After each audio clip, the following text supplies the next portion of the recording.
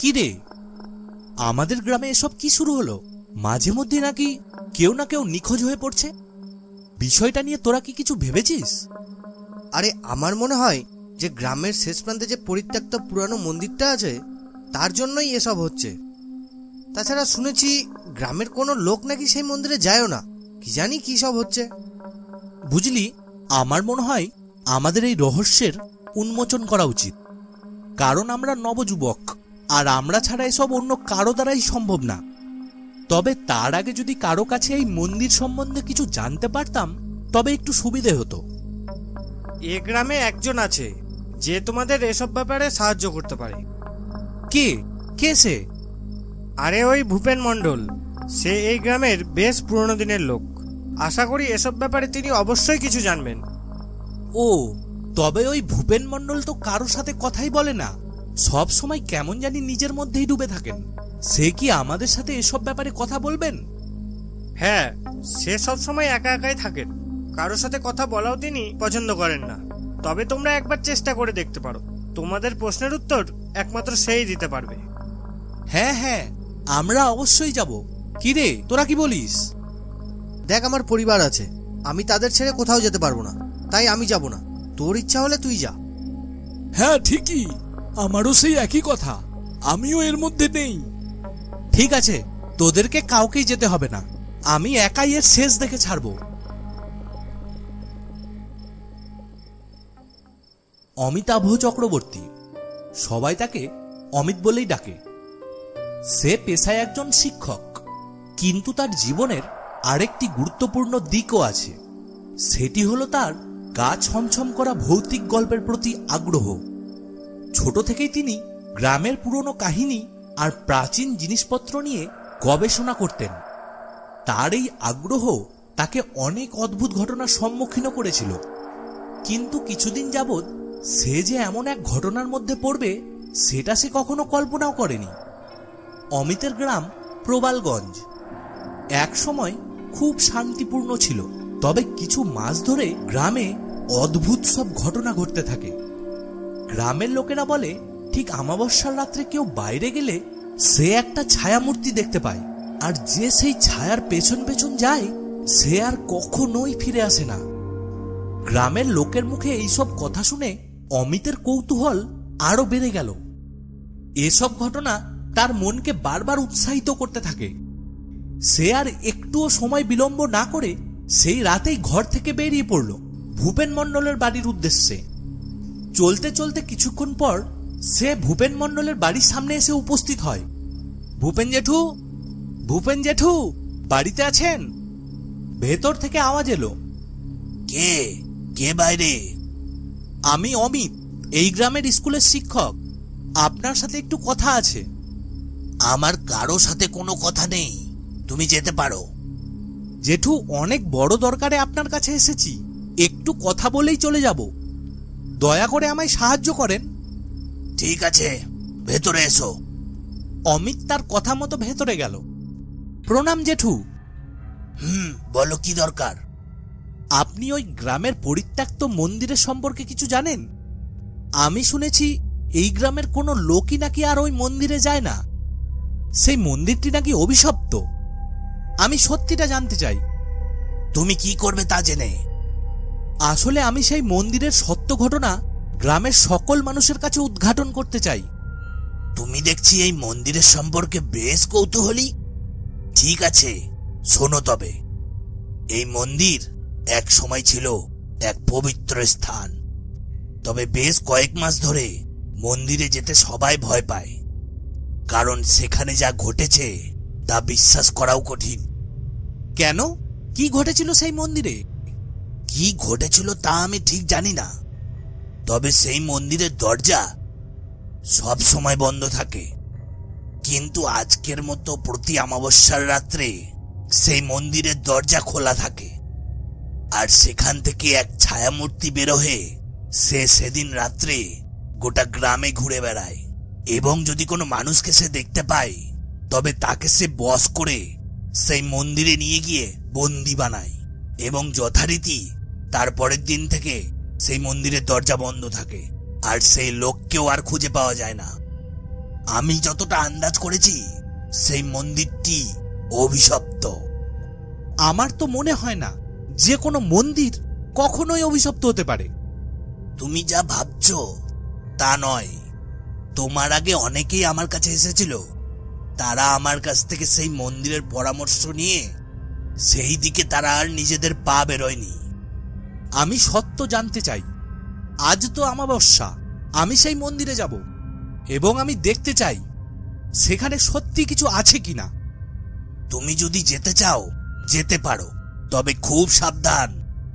সেই অভিশাপ তোমার প্রতি কার্যকর হয়ে তোমাকে ধ্বংসও করতে পারে।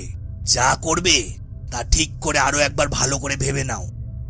ভূপেন মণ্ডলের এই কথা শুনে অমিতের মনে কৌতূহল আরো বেড়ে গেল। তার মনের প্রচন্ড সাহস তাকে সেই মন্দিরে যাওয়ার জন্য প্রেরণা দিল। তবে ভূপেন মণ্ডলের সতর্কবাণী অমিতের মনে কিছুটা ভয় ও সন্দেহের সৃষ্টি করে। তবে সে এর সব উপেক্ষা করে মন্দিরে যাওয়ারই সিদ্ধান্ত নেয়। আমি অনেক ভেবেছি, তবে আজ আমি এই রহস্যের উদ্ঘাটন করেই ছাড়ব।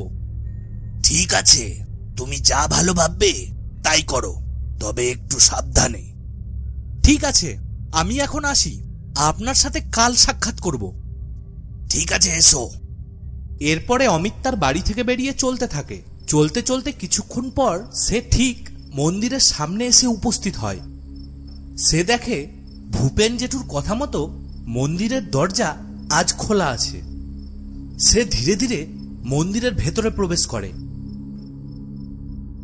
সে দেখে সেখানে সবকিছুই বেশ পুরনো, আর দুপাশের দেওয়ালে দুটো মশাল জ্বলছে, আর তার ঠিক মাঝখানে এক মূর্তি, আর সেই মূর্তির কপালের ঠিক মাঝখানে এক মাঝারি আকারের রত্ন লাগানো রয়েছে। মূর্তির চোখে তাকাতেই অমিতের এক অদ্ভুত অনুভূতি হলো। তার মনে হলো মূর্তিটার চোখের মধ্যে যেন কোনো গোপন রহস্য লুকিয়ে আছে। হঠাৎ অমিতের কানে কোনো একজনের কান্নার আওয়াজ ভেসে এলো। অমিত একটু চমকে উঠল। সে তার পেছনে তাকিয়ে দেখল সেখানে কয়েকটা ছোট ছোট মূর্তি রাখা আছে, আর ঠিক সেই ছোট ছোট মূর্তিগুলোর পাশেই কেউ একজন দাঁড়িয়ে আছে, আর যার অর্ধেক শরীর পাথরের। অমিত তা দেখে প্রচন্ড ভয় পেল। কে কে আপনি? অমিতের কথা শুনে সেই লোকটি অমিতের দিকে চোখ তুলে তাকালো, আর যার চোখগুলো ছিল একেবারে লাল। আমি গঙ্গা পুরোহিত।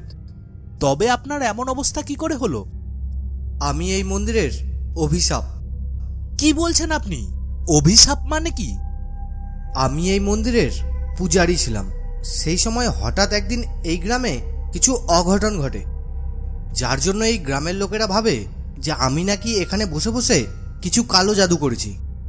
আর এই মিথ্যা অপবাদে গ্রামের সমস্ত লোকেরা আমায় এখানেই বন্দি করে রাখে।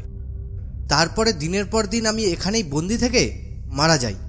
যেহেতু এটি একটি পবিত্র জায়গা, তাই আমার আত্মা পাথরে বন্দি হয়ে যায়। অমিত কিছু বুঝে ওঠার আগেই গঙ্গা পুরোহিত চুপ করে যায়। অমিত দেখল তার চোখে এক অদ্ভুত দৃষ্টি, যেন সে কিছু বলতে চাইছে কিন্তু বলতে পারছে না। আপনাকে আমি মুক্তি দিতে চাই, কিন্তু তা কিভাবে সম্ভব? আমার মুক্তির পথ একটাই। কেউ যদি সেই প্রধান মূর্তির কপাল থেকে রত্নটা খুলে নিয়ে এসে আমার গায়ে ঠেকায়, তবেই আমার মুক্তি হবে, কারণ সেই রত্নেই রয়েছে আমার অভিশাপ। অমিত সব কথা শুনে সে পেছন ফিরে প্রধান মূর্তিটির সামনে এসে দাঁড়ালো। সে ধীরে ধীরে সেই মূর্তির কপাল থেকে রত্নটি খুলে নিল, এবং সঙ্গে সঙ্গে ঘরের ভেতরে প্রচন্ড জোরে বাতাস বইতে লাগলো। সে দেখলো সেই মূর্তির চোখ দুটি থেকে রীতিমতো রক্ত বেরোচ্ছে। সে প্রচন্ড ভয় পেল। সে কি করবে কিছু বুঝে উঠতে না পেরে সোজা পেছন ফিরে সেই রত্নটা গঙ্গা পুরোহিতের শরীরে ছোঁয়ালো। সঙ্গে সঙ্গে গঙ্গা পুরোহিতের পাথর হয়ে থাকা দেহটা আসল রূপে এলো, এবং সে অট্ট হাসিতে হাসতে থাকলো। তুই আমায় মুক্তি দিলি, কিন্তু তোর এখন কি হবে? অমিত প্রচন্ড ভয় পেল। সে কিছুই বুঝে উঠতে পারছে না পুরোহিত তাকে কেন এমনটা বলছে। মানে কি বলতে চাইছেন আপনি? কি বলছি বুঝতে পারছিস না? এই অভিশাপ থেকে মুক্তির পথ একমাত্র এটাই ছিল না যেটা তুই করলি, তবে এর সাথে আরো কিছু আছে। আসলে যে আমায় মুক্তি দেবে সেই হবে এই অভিশাপের পরবর্তী শিকার। তার মানে এটাই যে তুই হলি এখন থেকে এই মন্দিরের অভিশাপ, আর আমি মুক্তি। কি কি বলছেন এসব? হ্যাঁ এটাই। এই অভিশাপ থেকে কাউকে মুক্তি পেতে হলে তার জায়গায় অন্য কাউকে নিয়ে আসতে হবে। প্রত্যেক অমাবস্যার রাত্রে তুই তোর শক্তি ফিরে পাবি, যেমনটা আমি পেতাম। আর তখন আমি এই গ্রামের অনেক মানুষকে বশ করে এখানে নিয়ে আসার চেষ্টা করেছি। তবে ঠিক মন্দিরের কাছে আসতেই তারা সচেতন হয়ে যেত, আর সেইখানেই আমি তাদের মেরে ফেলতাম। কারণ তারা গ্রামে গিয়ে যদি এসব সবাইকে জানিয়ে দেয়, তবে তো তোর মতো কেউ ভুল করে ভিতরেও আসবে না, আর আমার মুক্তিও হবে না। তাই আমি তাদের মারতে বাধ্য হয়েছি। অমিত একভাবে তার দিকে চেয়ে আছে। তার পায়ের তলা থেকে যেন মাটি সরে গেছে। সে স্পষ্ট বুঝতে পারছে যে সে এক ভয়ঙ্কর মায়াজালের ফাঁদে পড়েছে। তুই এখন থেকে এই মন্দিরের নতুন অভিশাপ। তোর আত্মা এখন এখানে পাথর রূপে বন্দী থাকবে, যতদিন না আরেকজন এসে তোকে মুক্তি দেয়। এই বলে পুরোহিতের ছায়া ধীরে ধীরে মিলিয়ে গেল। অমিত চিৎকার করতে চাইল, কিন্তু তার মুখ দিয়ে কোনো আওয়াজ বেরোলো না। ধীরে ধীরে তার গোটা শরীরটা পাথরের মূর্তির আকার ধারণ করলো এবং মন্দিরের দরজাও ধীরে ধীরে বন্ধ হয়ে গেল। বেশ কয়েকদিন পর অমিতের দুই বন্ধু স্কুল শেষ করে ফেরার পথে চায়ের দোকানে বসে বসে চা খাচ্ছে। কি গো, অমিত বাবু কি সেই ঘটনার উদ্ঘাটন করতে পেরেছে? বেশ কিছুদিন হয়ে গেল সে তো এখানে আসেনি। প্রচন্ড ব্যস্ত আছে নাকি? কেন, আপনি শোনেননি? কি শুনবো? আরে ওই যে সেদিন আপনার চায়ের দোকান থেকে চা খেয়ে চলে গেল, তারপর থেকে তাকে আর খুঁজে পাওয়া যাচ্ছে না। আরে বলো কি? হ্যাঁ হ্যাঁ, সত্যিই বলছি। ভাগ্যিস আমরা তার সঙ্গ দিইনি, নয়তো আমরাও মনে হয় নিখোঁজ হয়ে যেতাম। প্রবালগঞ্জের সেই মন্দিরের পথে এখনো বাতাসে ভাসে অতীতের কান্না, এক অজানা রহস্যের গল্প। প্রতিটি অমাবস্যার রাত্রে যেন সেই মন্দিরটি অপেক্ষা করে নতুন এক কাহিনীর জন্যে। রাতের অন্ধকারে কেউ কি পারবে মায়ার জাল ছিঁড়ে ফেলে সেই প্রবালগঞ্জে নতুন আলো আনতে? নাকি সেই মন্দিরের রহস্য আরেকটি আত্মাকে বন্দী করবে তার জালে? তাই এখনো সেই মন্দিরের মায়াজাল অটুট থাকে তার নতুন শিকারের অপেক্ষায়। কেউ যদি কখনো এই রহস্যের পথ বেছে নেয়, তবে তাকে জানতে হবে মায়ার জাল এত সহজে ছিন্ন হয় না।